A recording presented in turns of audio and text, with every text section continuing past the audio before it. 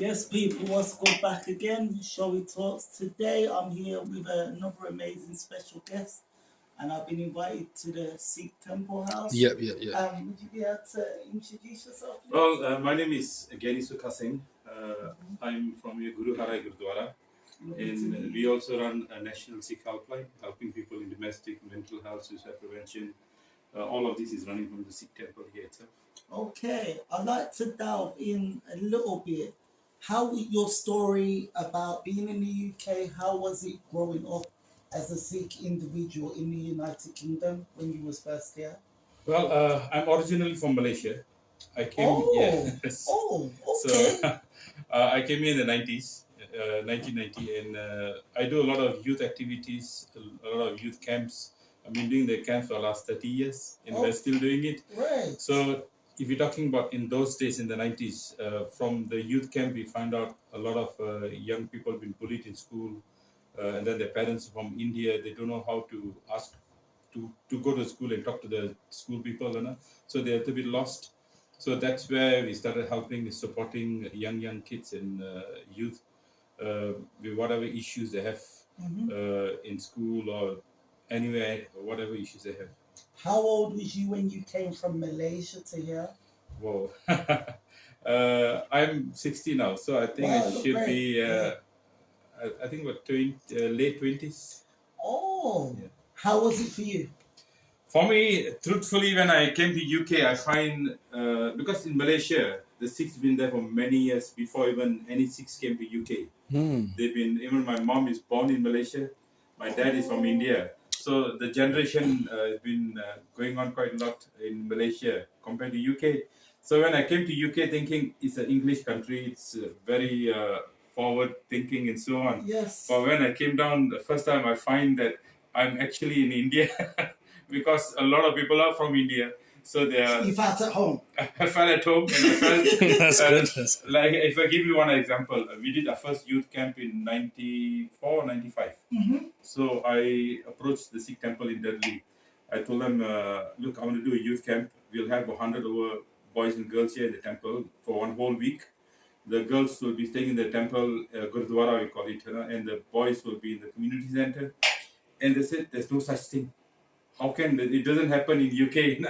And I'm thinking this thing's been happening in Malaysia for the last 60 or 70 years. In UK, they haven't even started all these youth camps. So they're behind. Yeah, they're behind. In the sense, and that was the first youth camp we started in 1994. Oh. We had 100 kids, and for the whole week, we start off early in the morning and we finish late in the night. The boys slept in the community centers, the girls in the Gurdwara, and it was a marvelous and beautiful session. And that was Dudley, if I'm correct. In Dudley, that's the first camp we did. Yeah. Like within the Sikh community here. Within the Sikh community. In the UK. Yeah, in the Wow, UK. the first ever Hearing this, guys, I Sikh didn't- community camp, which is like where they educationally have a day out of for kids to learn about Sikhism and spiritual awareness. Yeah, so Jenny, Crazy. so we because of the good work happened in the temple in the Gurdwara, other Gurdwaras started approaching us. So we at the moment we do 3-4 youth camps in a month in a week. So in August, my whole August is just taken out for youth camps. And you still do that to this day? Yeah, I still do it till today. I think this year should be almost 30 years. So every year they do a camp. Okay. Yeah, still do it. Yeah. And how many people do you usually get for the youth camps? Normally about 100, 150, sometimes 200. It depends. The nice thing is, those kids who were about 8 years old, 7 years old, they used to come to Dudley Youth Camp and other camps. Now they all are grown up and they got kids, and all of them come and help and support in the camp. So practically, this Gurmat camp we have in Stratford Road, Spark Hill, we have in this Gurdwara, and we also do it in Wolverhampton, Surgery Street. Most of it is run by the youth themselves who used to attend when they were young. Right. What is your main? That's brilliant, by the way. What's your main thing for the youth camp? What is your main purpose for it? You see, my main purpose for the youth camp is to keep people engaged in their faith and religion and also their lifestyle. Because Right. if you can focus something in your life and then you will not go out of control, like there are a lot of alcohol, drinking, drugs. So to keep them out of all these things, we focus them on something more positive. So some of them started reading the Holy Scripture, Guru Granth Sahib. Some of them started playing tabla, and some of them started doing kirtan. And some of the youth now, they started doing like chess and talks. So they find something in their life more positive So to you're keeping the children focused from an early age. early age. Yes. And you know what? I think that's brilliant. Yeah. And I believe that's more of what the youth need, is something with a purpose and something to do. And sometimes they always they know in August the youth camp's happening. They're saying that we should do more other than the one. Absolutely. I said, well, we do 1 days or 2 days, you know. Do they have to be Sikh? They can be anyone, but Ah, originally, naturally, we'll have 99.9% Sikhs coming. Okay. But at times, we do have those people are not Sikhs. They want to ah, know a little bit more about Sikhism. They just come and join in. Because that's the Sikh fantastic. Gurdwara is always open to anyone and everyone. If you look at our main golden temple, Harmandir Sahib in India, when the Gurus themselves built the Harmandir The Sikh Sahib, prophets, yeah. so what they did was they had 4 doors in the Harmandir Sahib, and one of the kids asking, why 4 doors? You normally go front door, back door. He said 4 doors, that means anyone from north, south, east, west, you're most welcome to the You're Gurdwara. hearing this, guys? That's blessed. it's Yeah, open yeah. arms and it's it's not discriminating, you know. Yeah, if I give you one nice story, I was a priest, Granthi in the Gurdwara in Stratford Road. Okay.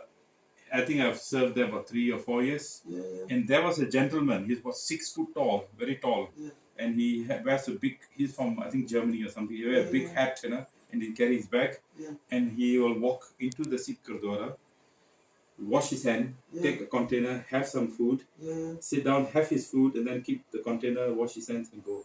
And he'd been doing that for years. Wow. And the Gurdwara, no one stopped him at all because the doors are open to anyone. That means What color is he? Sorry. he's from German. Oh, German. He's a white man, yeah.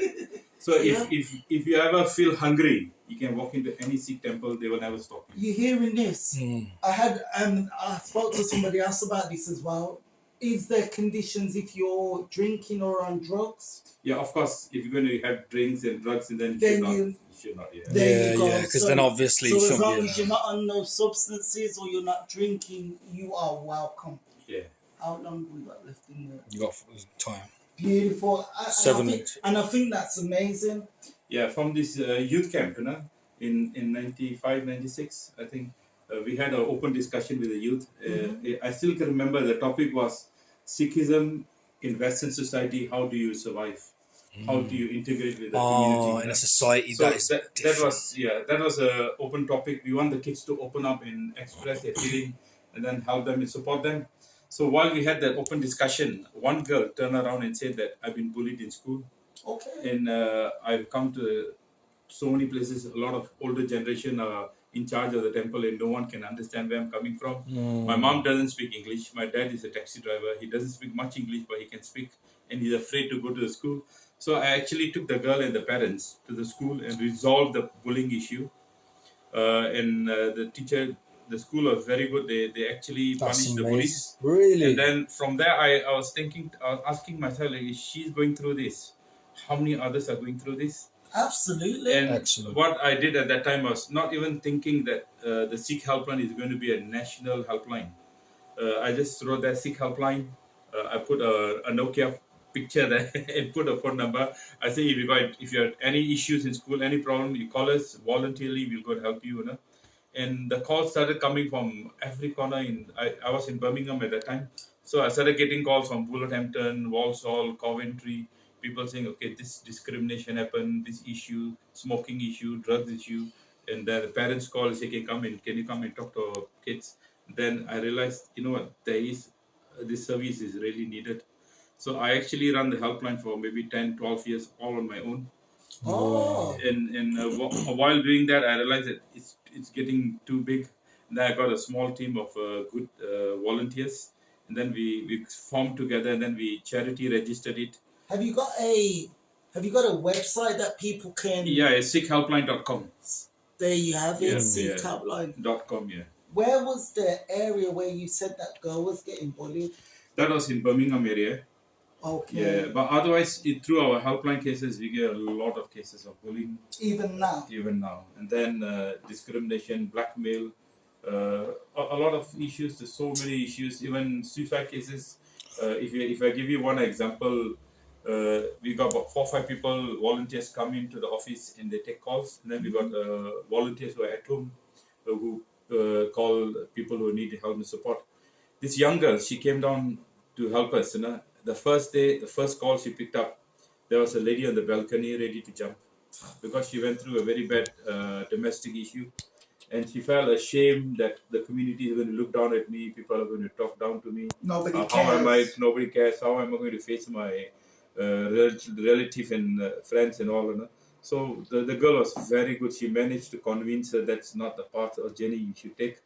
God has given it this life. You have I to said, you embrace respect it. it, embrace it. I said, there's a lot of support out there, which you can get. We can provide you, can get people to help you. And from there, she managed to give us the address. We got the police and ambulance down.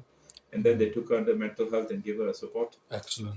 So this kind of a lot of cases. And then this one more, which is very touching, was this a lady. She went through domestic violence. The social service were involved. The police were involved. She got her own place with the son, 10 years old, and she was so depressed that she never took care of her son, and the son went into depression himself, and they was at home for almost a year. And she was such in the dark area. She actually was already thinking, you know what, I'm suffering. I don't want my son to suffer. I'd rather take his life, take my life in. That's it, end of it. So she was in such a dark state. And then when we found out from one of our volunteers that she needs help and support, so I sent one of the ladies, because sometimes when the lady talk to a lady, they feel more comfortable. I sent the lady down. 2 minutes. Yeah. I sent the lady down. She Yeah. actually, she said it took me 2 months just to win the trust of the mom, because she lost her trust in the whole system. She said, no one is helping me. Social service were threatening the mom, we're going to send you to the court, we're going to charge you, you're not sending your son to school, not understanding her situation. And then when we got involved, we managed to convince the son and find out which school he likes to go, and then we wrote a letter to the school, and the school accepted the son because of the situation. When the mom see the son started going to school, then she felt, oh, there's some help here. And now the mom has gone back to work and the son went back to school. So That, you know what, I'd like to just say, what's your name again, sorry? Sukha Singh. Sukha Singh, I'd like to just say thank you so much for this interview. Yes. It's been touching and very informal. Is there any Facebook or Instagram where people can Yeah, you just seekhelpline.com. You can find on all social media we are there. seekhelpline.com? Instagram, Facebook, all Seek Helpline. Yeah, even TikTok we are there. TikTok. Right, guys, thank you for watching Shall We Talks again, and look forward to drop some comments, like, share, subscribe, and let us know what you think of this. Does more need to be helped within the community as a whole? Thank you for watching. Excellent. All right. And Thank you very and much. Thank you for being involved as well. Oh, Much it's blessed, appreciated. blessed. Ah.